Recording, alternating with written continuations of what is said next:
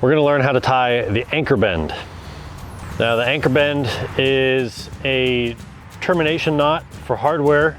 It's commonly used as a climbing knot, but to tie the anchor bend does not have to be around the carabiner, but it will commonly be tied around the carabiner, so we're going to use that.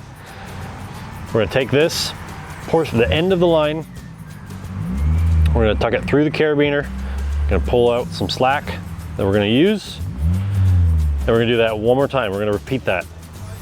Pull this back through, and now if you notice, I'm keeping my finger here. That's on purpose because I'm going to kind of set these loops to that size, and then we're going to bring this over top of this end like so, and I'm going to pull my finger out, and then we're going to tuck this tail right down in there, and then I'm going to hold on to this tail. I'm going to hold this top part, and we're going to dress and set this right.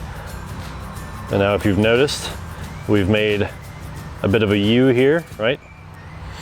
We're going to try and get that decently tight, like so.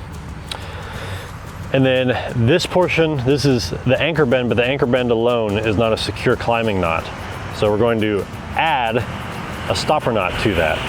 That can be a figure 8, that can be an overhand knot, that can be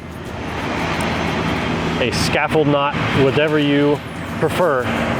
But this is to make sure that in the case that this is loaded and unloaded, unloaded and unloaded repeatedly, that this portion of the line does not start creeping out, and the cinching that we've got going on here, the tightness rather, doesn't loosen on the knot.